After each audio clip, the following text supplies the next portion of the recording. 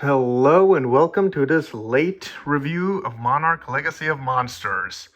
Similar to how I reviewed Gamera Rebirth, I'm just gonna give you this brief introduction and then just watch the episodes, give you a short report on what I thought about them right after watching, and this time hopefully give you a final verdict as well. Kind of ran out of things to say after Rebirth, hence why that didn't get a verdict like I planned to. But either way, enough beating about around the bush, and let's just get to the first episode.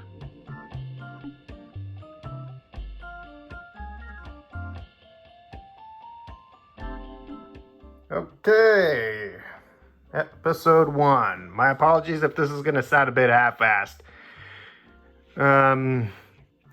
Since this is technically my second time watching it. Anyway, I mean, I'm pretty sure most of you guys have already seen it, so I'm not going to summarize the whole thing for you. Highlights, or just the main plot points. We see Bill Randa in the very beginning, dropping a beacon into the ocean, getting attacked by a mother longlegs. That gets caught up and watching a fight between said spider and a giant crab. Pretty impressive to look, impressive to watch. Too bad it's over pretty quickly. And then we follow up on a flashback to 2014. Well, technically first 2013 with the beacon, but 2014 where Kate is in the middle of G-Day.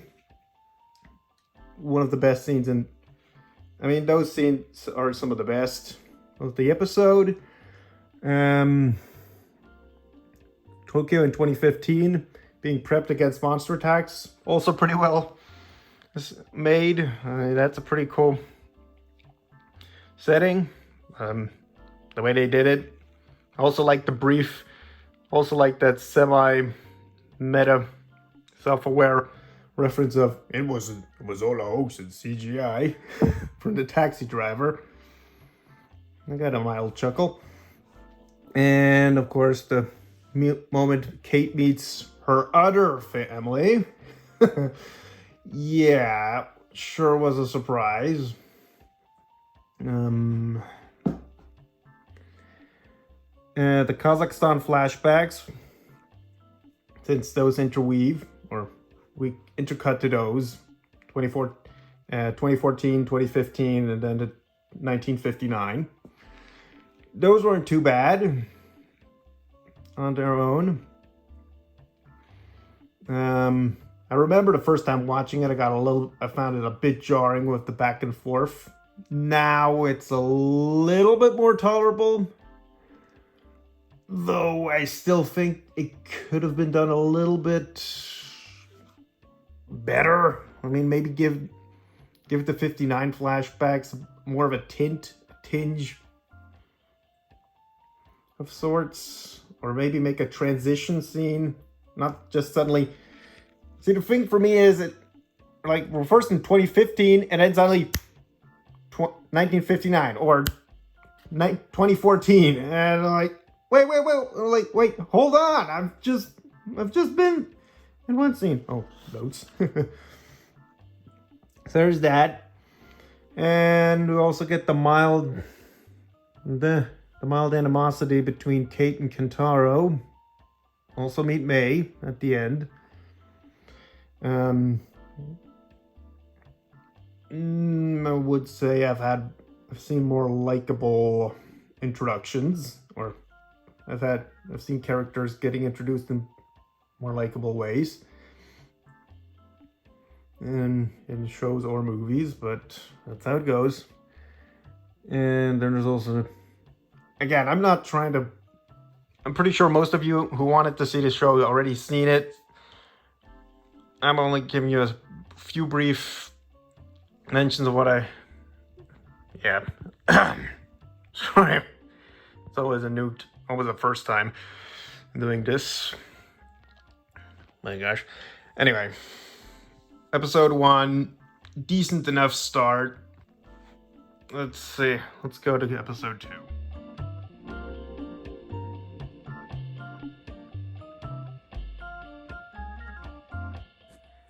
And okie dokie Moses, here we are, episode 2 of Monarch Legacy of Monsters. And this one, upon rewatching, I liked a little bit more than the first one. The plot gets a rolling. I mean, that's something. And let's see, took the notes again, just to make sure. Get everything right. The 1952 segments were definitely this episode's highlight. From meeting Lee Shaw, well, better, getting a better idea of what he's like. It was fun. Keiko Mura was also pretty good. I'm saying the character. I unfortunately don't know the name of the actress. Should have looked it up before doing this, but again, I'm kind of doing this on the fly. Not sure when I'm going to have a chance to do this again, so just bear with me here, please. Young Bill Randa, this is nothing against the actor, please don't get a wrong idea here, but him playing the younger version of John Goodman's character, like we got to know him in Kong Skull Island, yeah, not quite. Just doesn't have quite the same effect. I'm sorry. Again, nothing against the actor. He gives a good performance. But I'm like that's young Randa? Yeah. That one was a little harder to accept. But either way, the 50 segments, I heard also most people saying those are some of the better part of the story. So let's get to the 2015 moments, which were okay-ish. Again, slightly better than in episode 1.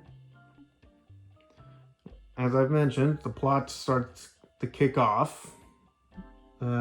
Kate, May, and Kentaro have their own individual interactions with Monarch before meeting up and going to that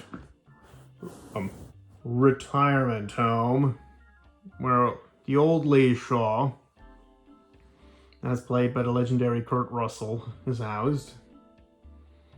That was great. I mean, again, Kurt Russell was a great actor, eh? I loved him in John Carpenter's The Thing and in the Quentin Tarantino movies he was cast in. Hateful Eight. Let's see. What was the other one? We're not talking about Tarantino right now. But just as I mentioned, I loved them in there. So he was the highlight of the 2015 segment, even though he doesn't turn up until the very end.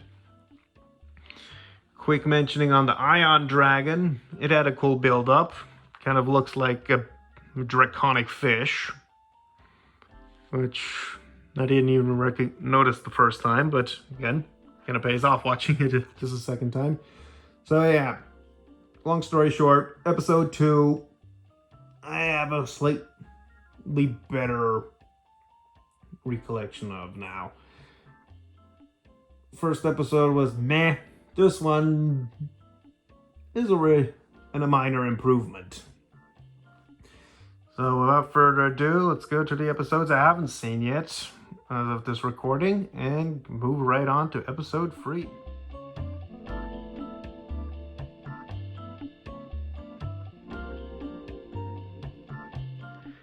On to episode 3.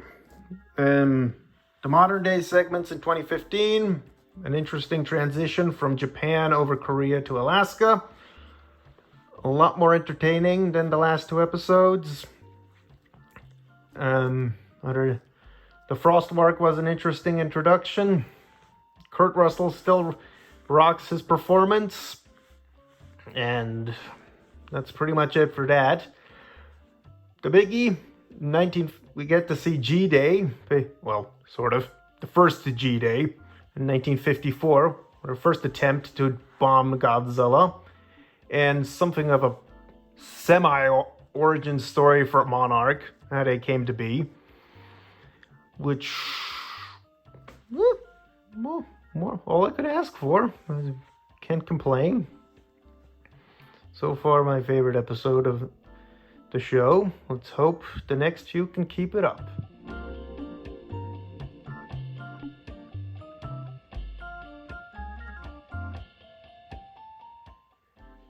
Okay, and on to episode 4, as I've said at the end of the last recording. Yeah.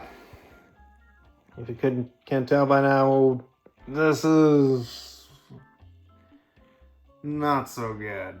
It plays primarily in 2015, surprisingly also in 2014, but apparently before G-Day. Exploring further Kentaro and Mei's backstory. Well, more Kentaro, but you get it. You know what I mean? The Frostwork is still around. That's the one monster that has so far had the longest, or the most screen time, if you will. Yeah. Not sure. I didn't really say that much about it. I thought episode 3 was good, or more interesting. This is the one, yeah. So which has the most human drama in it. Can't really say too much. They are so hoping episode 5, now that they're with the Monarch team again, can bring a little bit more light into the situation. Or life. Oh well. Onward ho.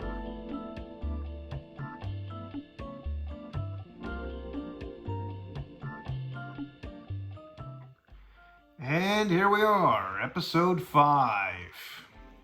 Yet another one of another entry in this series, which gives me the impression that I'm on a bit of a roller coaster, or on a tug of war of quality. You know, one episode is meh, another one is better.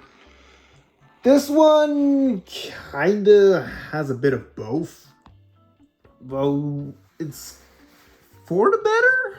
I want to say it's bringing the story along a bit forward in a hopefully positive direction. So let's see. We start out still at the Monarch outpost in Alaska, keeping Leisha in confinement. Also finding out that Mei's real name is apparently Lyra. Sadly forgot her last name, but that is. And then our trio, consisting of, well, the aforementioned Mei, Kate, and Kentaro, go to San Francisco, where we finally meet Mei's mother, who's a decent enough character in her own right. We also find out, thanks to flashbacks, that Mei's apparently a lesbian. Oh well, it's a show from 2020. It's a show from the 2020s. I think we're not going to get around that anymore. Every production in Hollywood's got to do it at least at one point. I'm glad that it's not as intrusive as I feared, and that was one of the few spoilers I did hear from previous reviews. Not too many. Avoiding most spoilers. So I have that much. It's only skittling just by becoming woke. But the show's not over yet, so there's that. Monster action is unfortunately minimal to almost non-existent. We only get a few flashbacks with Godzilla. That's about it. Apparently, Kate and Kentaro also bond over ridiculous Japanese commercial songs. Wasn't quite sure what to think of that. Luckily, it wasn't in the episode for too long. The setting of the derelict San Francisco was pretty cool. And apparently the plot's moving forward again. The plot is moving forward again, it seems. And they're probably gonna reunite with Shaw in some ways. So here's hoping for that, and I'll give you another review come episode 6.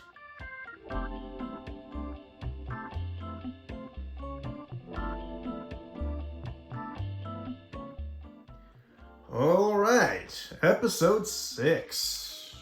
I was already afraid that after one moderately alright episode, it would go back down to the more mediocre quality again, but, well, I'd say this one held it up fairly well. Godzilla is in it, both the flashback of 1955 and the 2015 segments. Now that's a plus, definitely. We get a little bit more insight into Shaw and his relationship to Keiko, Yura, back in the day, and the pressure he's been under from the military higher-ups. We also may finally reveal, or Lyra, sorry, I'm kind of been used to it. Finally fesses up to her two buddies, Kentaro and Kate, that she has technically sold them out. And I don't want to defend her, but admittedly I've seen much worse, way worse executions of that plot concept, so I'm more willing to let it slide. It's more along the lines of the character department. So it didn't bother me too much. Probably does a few others, but oh well. Plus, on the right side, we also see the 55 segments. We see the pressure Shaw seems to be under, but I'm repeating myself. And the crumbling of friendship in the making. I'm afraid, though I do like the Monster Island mention. So there's a plus. Godzilla's scenes in the Algerian desert, which is back in 2015, were also pretty good. A cool awakening scene. I can definitely tell that must have been a reference to Mothra vs. Godzilla from 1964. Hiroshi also shows up. That ever elusive old scallywag. Briefly. I'm getting the feeling that is going to be kind of his status throughout this show. Should have probably mentioned, yes, Shaw gets freed out of the shackles of Monarch by the handsome French-speaking devil. I think her name was Michelle. So he's kind of going in that Alan Jonah direction, from that movie. Let's see what else. Let's see, there's the trio is kind of split. First reunited with Shaw, then splitting from him in Algeria, and now the tensions in the circle of trust, if you will, also rise when May fesses up. Yeah. This one was a decent one. Let's hope it won't be another step down in episode 7.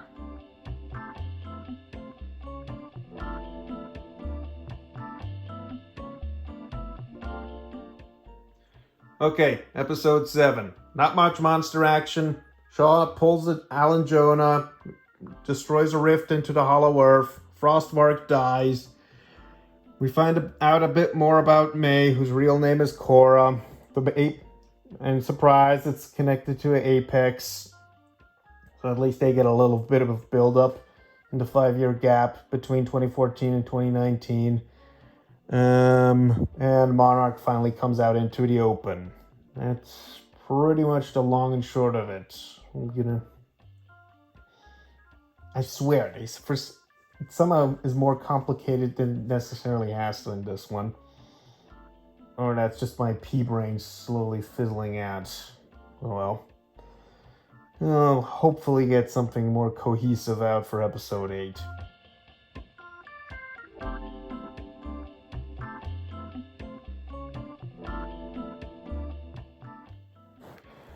And we're at episode 8, where things pick up a little bit of speed. We get a little bit more in backstory between Bill, Keiko, and Leland. Apparently Keiko was a single mother this whole time. So, spoilers, Hiroshi is not the son of either Bill or Lee. Sorry, got an itch. Shaw and his group of goons are going back to Kazakhstan. We're going back to modern day Kazakhstan, well, modern day for 2015 standards, in order to seal the big hole wherein he lost Keiko. Our protagonists follow him there. Big reunion. You can probably guess how it goes to some degree. And the big bugs, well, the ones we've seen, I believe it was episode 1 or 2? You don't remember, the tiny larvae that hatch from the eggs. Well, we don't see all of them. Only a bunch of exoskeletons and a really huge one at the very end. Just as the depth charges to seal the hole go off. Also pretty cool design, I must say. There's also, back in the 50 segments, there's also a huge bit of pressure on Bill and Keiko and Lee. And General Pluckett first hires some schlub to look over them, who's pretty much using the fundings for his own self-gain. There's that. And then of course, we get to one of the biggest achievements of this episode would be basically the origins of that map, which Kate and Kentaro's father must have used for all this time to track the Titans. That's pretty much the long and short of it. And again, our protagonists fall into the Hollow Earth by the very end. So, on to episode 9.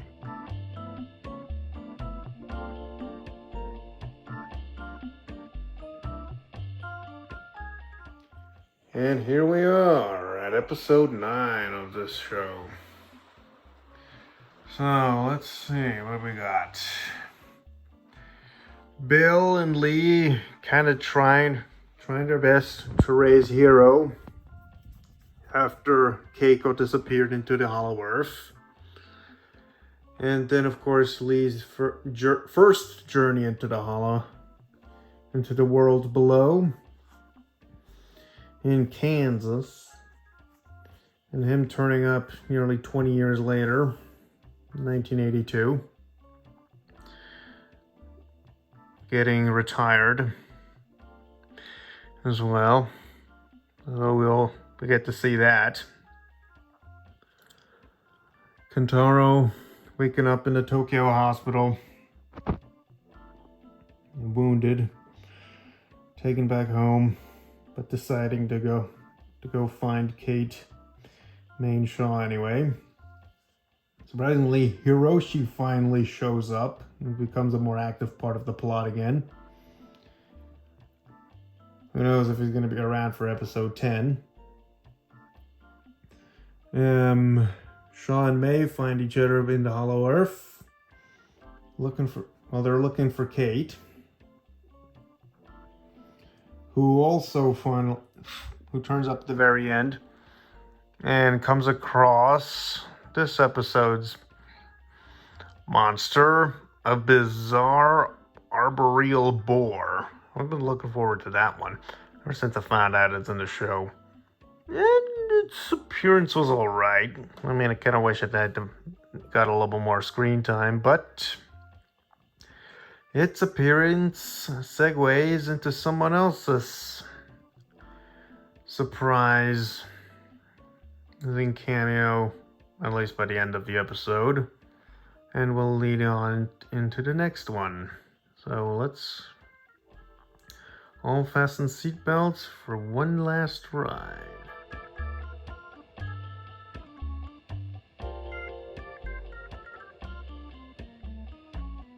Okay, time to wrap this up. Monarch Legacy of Monsters, episode 10. Whew. Well, a long ride that's finally over. Well, let's get into a few details. Keiko and Kate meet one another, and from there, reunion with Shaw and May / Cora occurs. A short back and forth. Well, back and forth, I mean. Lee and Keiko have a short heart-to-heart, which I found pretty endearing in its own way, shape, or form. Meanwhile, back on the surface world, Kentaro and Hiroshi are finally sort of coming to terms. With a little help of Tim, they finally also managed to materialize. No, okay. Let's not get ahead of ourselves, because it cuts back down to the Hollow Earth, aka Axis Monday, where Lee rediscovers the old the capsule he came down with the first time around. And Keiko, Kate, and May reactivate it, lure in an ion dragon that has a brief brawl with Godzilla, and leading them back, which also leads them to finally escape. Unfortunately, Shaw sacrifices himself on the way out, leaving only Keiko, Kate, and May to return to the surface world, where it turns out only 2 years have passed, and Apex Cybernetics apparently has a facility on Skull Island. Hence the Kong cameo at the very end.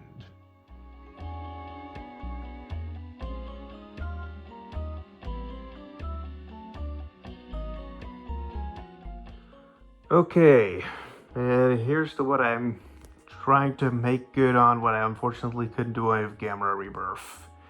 A short final thoughts segment at the end of this video. Overall, this was not too bad of a show. Not a masterpiece.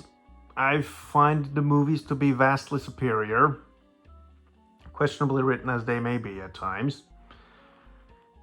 But it's not too poorly written of a show either. Sure, a couple of red herrings, plot holes, you name it.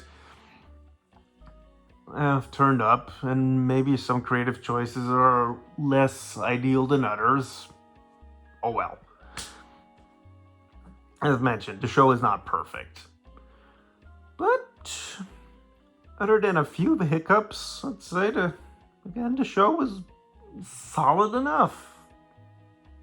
Yeah, the human drama was a little laid on thick. And I'm not sure if this is exactly how I would have tried to solve the 5-year gap between Godzilla 2014 and Godzilla King of the Monsters 2019. But what's done is done.